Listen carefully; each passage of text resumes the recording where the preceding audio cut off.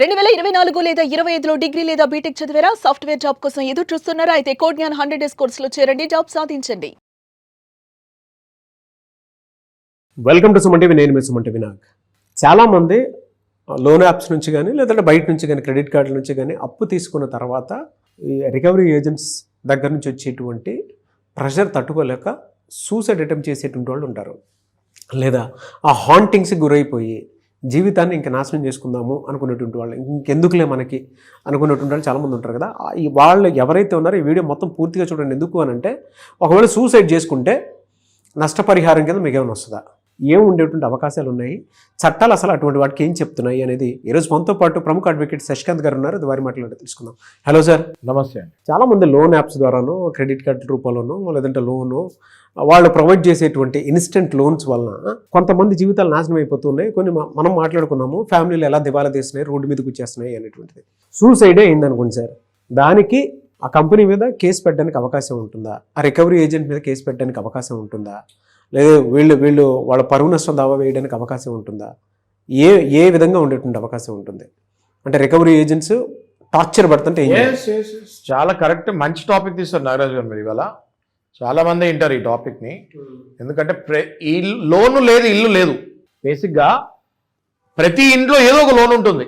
ఒక టీవీకో, ఒక ఫ్రిడ్జ్కో, కార్కో, బైక్కో, పర్సనల్ లోనో, క్రెడిట్ కార్డో, ఎడ్యుకేషన్ లోనో, హోమ్ లోనో ఏదో ఒక లోన్ లేకుండా ఇల్లు లేదు.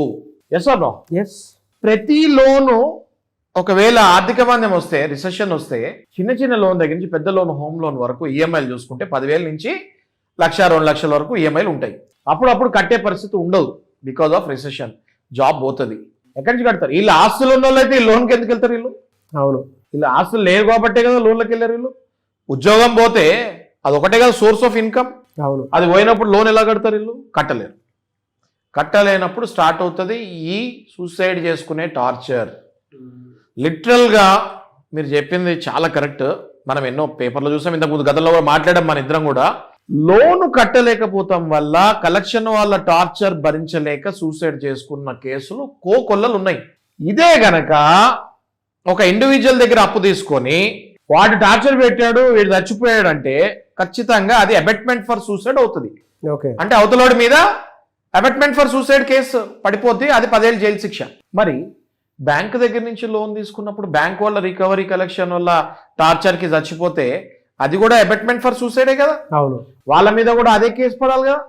అయితే ఇక్కడ చాలా మంది అడగచ్చు, సార్ ఇక్కడ అంటే ఇండివిజువల్ ఒక మనిషి పేరు తెలుస్తుంది, అది సిస్టమ్ కదా, అక్కడ ఎవరి మీద వేయాలి సార్ కేసు అని రోజుకొకడు వస్తూ ఉంటాడు కలెక్షన్ వాడు, ఫోన్లో గంటకొకడు ఫోన్ చేస్తూ ఉంటాడు కలెక్షన్ వాడు. అంటే నేను చాలా క్లియర్గా ఒకటే చెప్తున్నా మీకు, డైరెక్ట్గా ఆ బ్యాంక్ ఓనర్ పైనే అబెట్మెంట్ ఫర్ సూసైడ్ కేసు వేయాలి.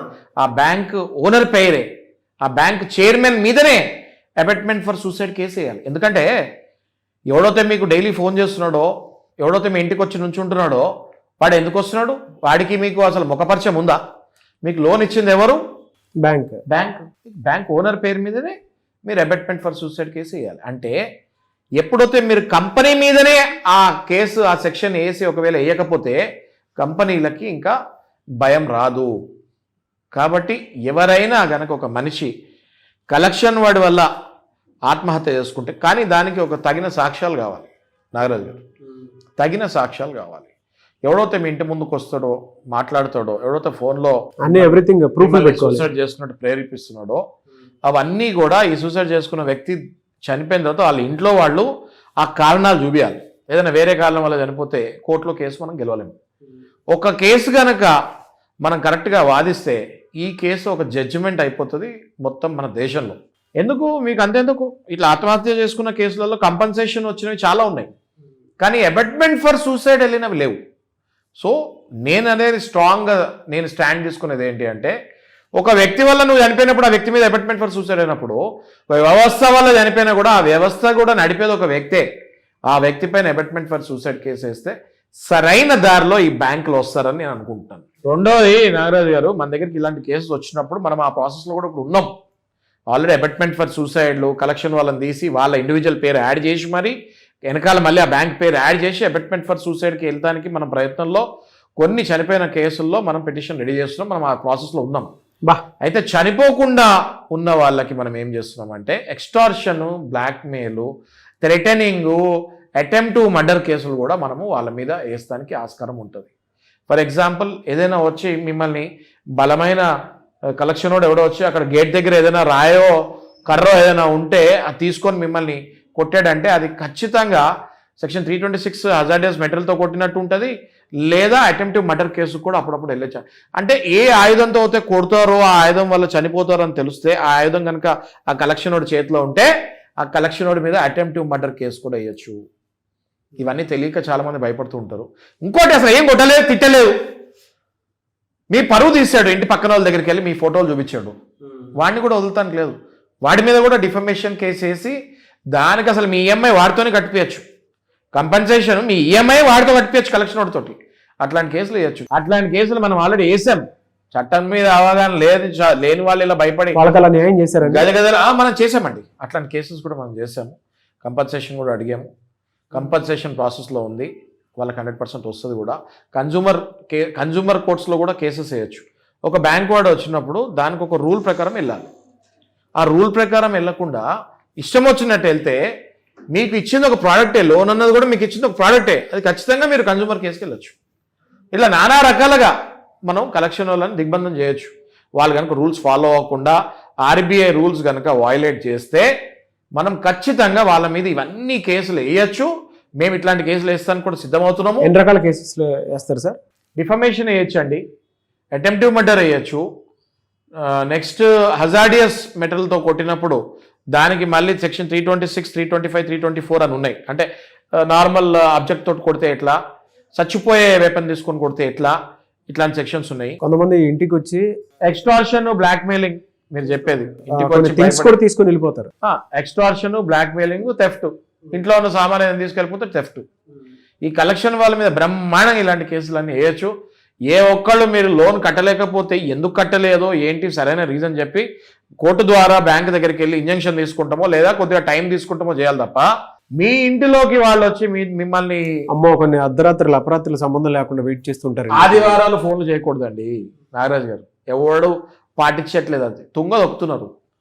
ఓకే, నెక్స్ట్ పండగ పూటలు ఫోన్లు చేయకూడదు, ఎవరు పాటించట్లేదు, తుంగ దొక్కుతున్నారు. తెల్లవారుజామున 8 ముందు మళ్ళీ రాత్రి 9 తర్వాత ఫోన్లు చేయకూడదు, ఇంటి దగ్గరికి రాకూడదు. వీళ్ళు అసలు వచ్చేదే ఇంటి దగ్గరికి 8 ముందు 9 తర్వాత.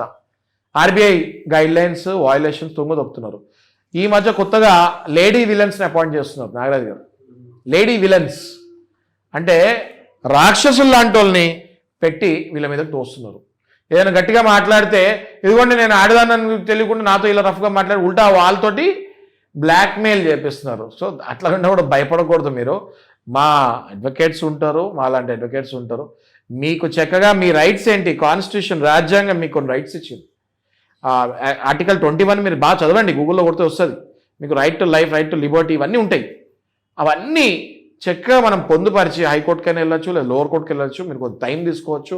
డిప్రెషన్కి వెళ్ళకండి, సూసైడ్స్ చేసుకోకండి. ఈజీగా మీరు ఇందులో నుంచి కోర్టు ద్వారా బయటపడవచ్చు. స్లోగా మీరు సెటిల్మెంట్ చేసుకోవచ్చు. బ్యాంక్కి మీకు ఏదైతే డిస్టర్బెన్స్ ఉందో దాన్ని సాల్వ్ చేసుకోవచ్చు. Anyway sir, thank you so much sir. చాలా మంచి ఇన్ఫర్మేషన్. ప్రతి ఒక్కరికి ఒక రిలీఫ్ దొరికినట్టుంది. నాకైతే బరువు తగ్గినట్టుందండి. అసలు వెల్కమ్.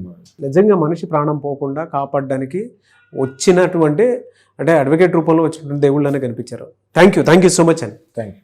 సుమన్ టీవీలో మీ పర్సనల్ అండ్ బిజినెస్ ప్రమోషన్స్ కోసం కింది నెంబర్కి కాంటాక్ట్ చేయండి.